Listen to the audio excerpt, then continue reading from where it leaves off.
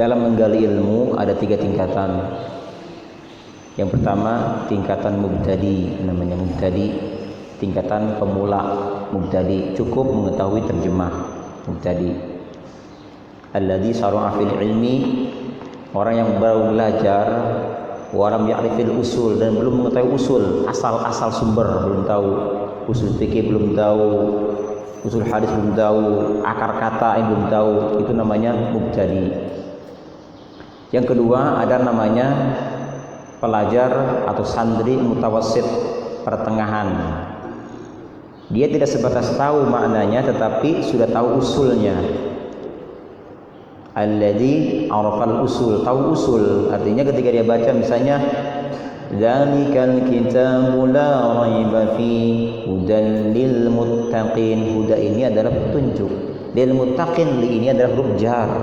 Muttaqin kalimat jamak, artinya orang-orang bertakwa. Jadi Quran petunjuk bagi orang-orang bertakwa. Nah, dia sudah bisa seperti itu. Huda ini satu kata loh, li satu kata juga, muttaqin kata yang lain, arti seperti ini. Muttaqin itu jamak. Apa mufradnya? Muttaqin. Jamaknya muttaqin, muttaqun. Ini namanya mutawassit. Tetapi dia belum mampu berbuat hujah, belum. Dalilnya apa? Belum. Apa itu hidayah? Belum tahu. Apa definisi takwa? Belum tahu.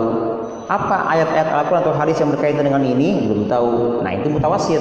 Sebatas tahu mana akar kata, ilmu usul fikih, hadis tahu dia, tapi belum buat dalil, belum. Itu namanya mutawassit. Yang ketiga ada pelajar atau santri namanya muntahi, tingkat tinggi muntahi. Artinya arafal usul wal istidlal. Dia mampu untuk mencari mana usul sumbernya dan mana dalilnya. Nah, ini namanya muntahi. Nah, kembali kepada pertanyaan tadi, seseorang yang hanya mampu menerjemahkan saja tapi belum tahu usulnya, akar kata di mana, bagaimana, cukup sampai situ saja pengetahuannya. Jangan dilanjutkan lagi. Karena bukan bagian dia.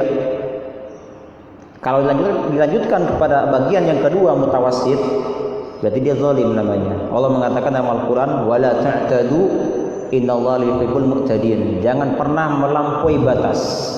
Allah tidak suka melampaui batas. Artinya apa? Artinya kalau kita tingkatan mubtadi, jangan ke mutawassit. Kalau mutawassit jangan ke muntahi, karena bukan bagian kita. Khawatirnya kalau kita memang belajar baru mubtadi awal, dilanjutkan dengan berikutnya, kita belum mampu untuk ke situ arahnya. Makanya Allah mengatakan dalam Al-Quran, fas'alu ahla dzikri in kuntum la ta'lamun. Fas'alu, tanyakan saja ahla dzikri, ke ahlinya gitu. Jangan kita gali sendiri.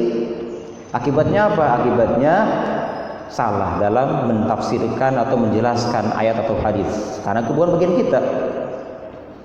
Dan Allah mengatakan dalam Al-Quran, wala taqu ma laisa laka bihi ilm. Jangan pernah kamu ikuti ketidakmampuanmu dalam satu hal. Kenapa? Innas sam'a wal basara wal fuada, sesungguhnya matamu, telingamu, hatimu akan ditanya kelak dari kiamat. Jadi kembali kepada kita juga, kita mampunya sampai di mana? Apa kamu tadi pemula, mutawassit, pertengahan, atau muntahi? Kalau sampai muntahi saja, jangan teruskan, lanjutkan. Khawatir nanti pemahaman kita akan jauh dari aslinya, seperti itu. Tapi insya Allah di sini sudah muntahi semuanya ya Pak ya.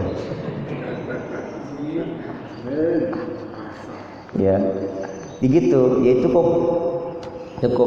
Dulu pernah perdebatan Pak. Ada perdebatan. Ada seseorang datang. Dia berkata kepada temannya, kita.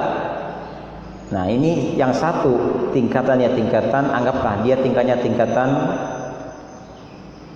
mutawassit, yang satu tingkatan muntahi. Bertemu dua orang ini.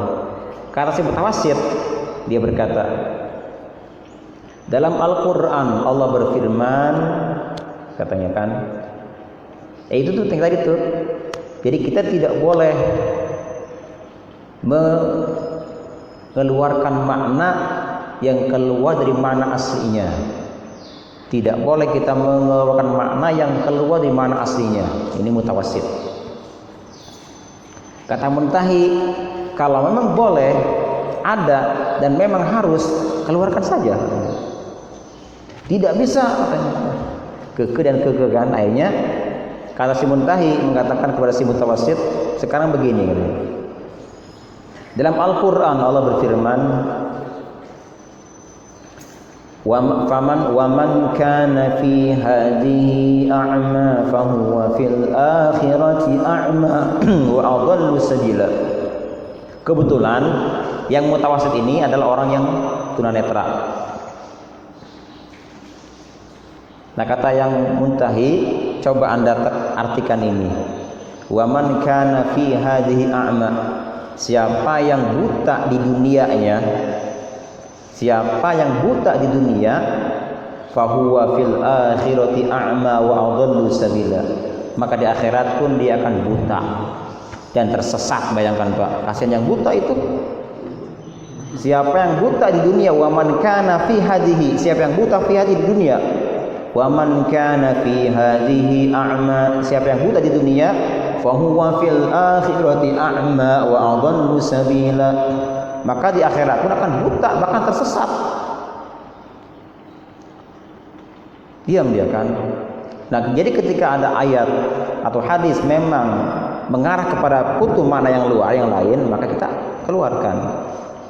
Akhirnya di sini disebutkan a'ma, di sini buta, di sini bukan buta mata, tapi buta hati. Itu kan nggak keluar dari ini. A'ma kan buta, a'ma itu buta, orang buta. Tapi diartikan dengan a'ma buta hati, kan? Ini keluar dari mana aslinya? Seperti ini contohnya, sama seperti ini. Jadi semua kembali kepada kemampuan kita. Kalau kita mampunya mubtadi, cukup mubtadi saja. Kalau mutawassit, mutawassit saja. Ingin lebih lanjut, tanyakan. Wallahu a'lam.